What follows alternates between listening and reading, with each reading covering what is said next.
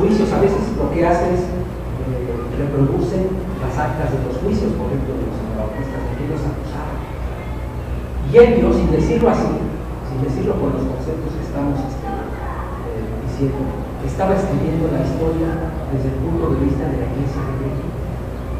De este libro existe un compendio pequeño que se llama así el libro de los espejos de los mártires, en español, pero es solamente una selección de unos cuantos casos, porque el libro es una cosa enorme. Yo creo que para la próxima clase lo voy a traer para que ustedes lo vean, porque también trae grabados de quien ilustra el libro de aquella época, trae grabados de los casos del primero, segundo y demás siglos, y particularmente del siglo XVI. Cuenta historias que a nosotros nos hacen ver varias cuestiones, entre esas el precio que tuvieron que pagar quienes se atrevieron a decir que a Jesús solamente se le seguía como una decisión personal y que había que bautizarse para sellar ese compromiso. Y entonces así es. Ese libro, como digo, está escrito desde esa perspectiva.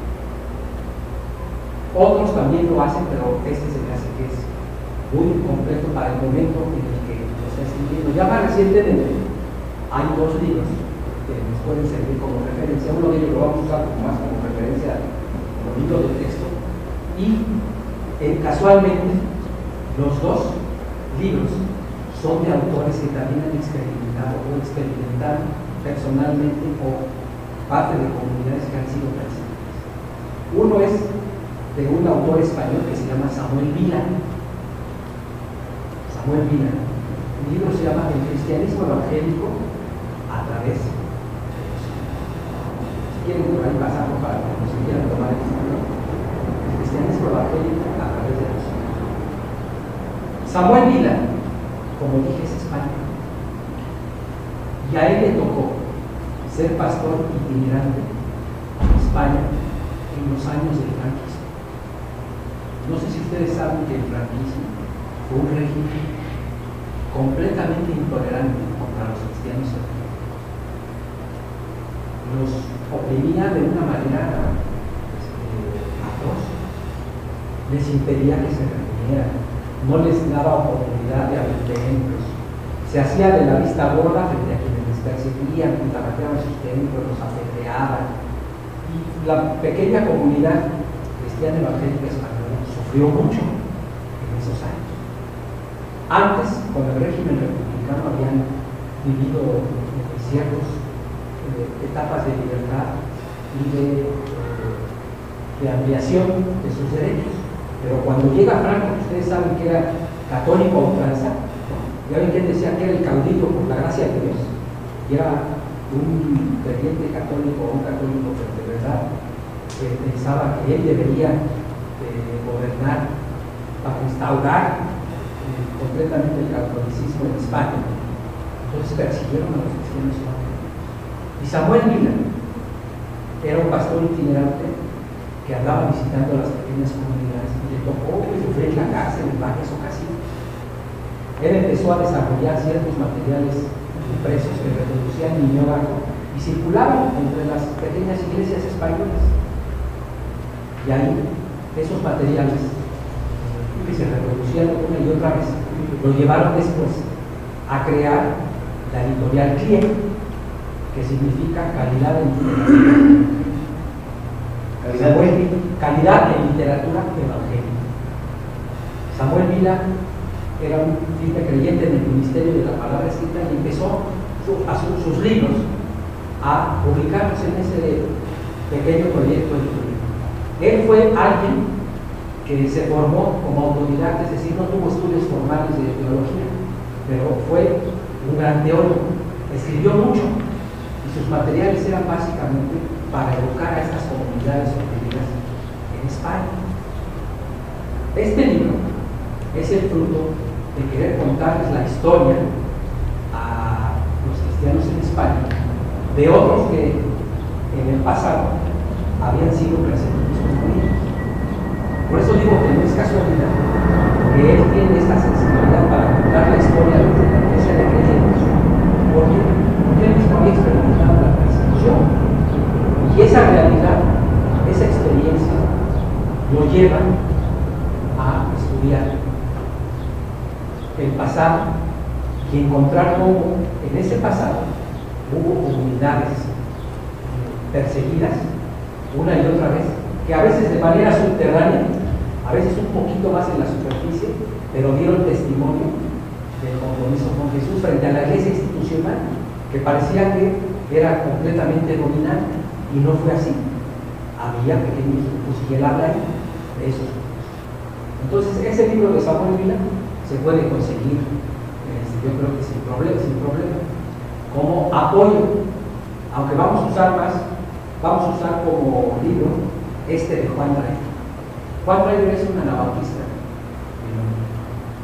Él ha sido misionero por muchos años en América Latina, en España, ha escrito mucho. El Evangelio de la Paz, imágenes de la iglesia de misión, de la fe y la periferia de la historia, y muchos otros. Entonces, él es parte de las comunidades anabautistas y por eso tiene la sensibilidad de contar la historia desde el punto de vista de los perseguidos, no de los perseguidores, sino aquellos que sufrieron intolerancia. Desafortunadamente, este libro es difícil de conseguir porque fue editado en Guatemala por una editorial anabautista menonita que se llama Semilla, pero los libros no llegan a México. Es difícil conseguirlo, pero a nuestra fortuna se puede bajar de internet. El sitio de donde se puede bajar es www.menonitas.org. Ahí está, hay una sección que dice textos de fondo. Tiene varias secciones esta página. Hay una de boletines, de noticias, y hay una que dice textos de fondo. Ahí van, y luego aparece este libro y otros. La fe en la periferia de la historia. Y este libro de la fe en la periferia de la historia es, como decimos, deshacer esta teoría de los 16 siglos de oscuridad.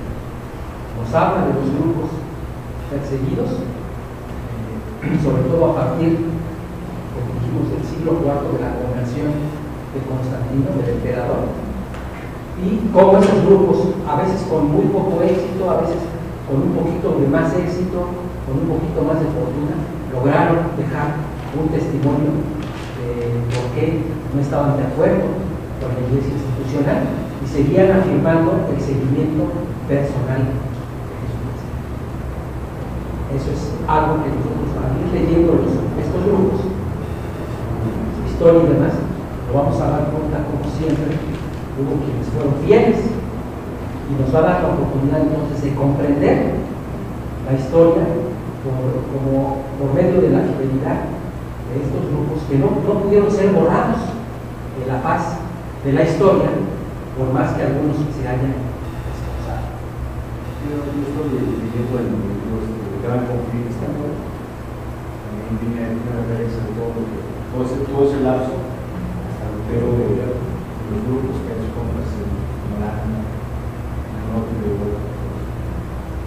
Está bien, hicieron como Ahora bien, un ejemplo, nada más para darnos cuenta cómo luego nosotros podemos, sin saber, estar reproduciendo o haciendo cosas que otros ya se esforzaron por realizar y que son un legado para nosotros.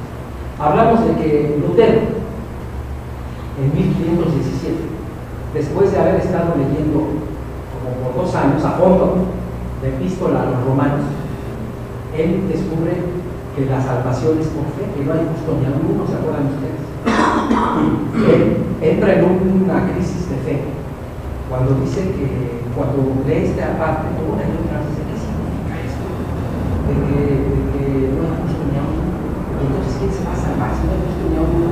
Él dice que entra realmente en una crisis existencial y de angustia tal, que está a punto de perder casi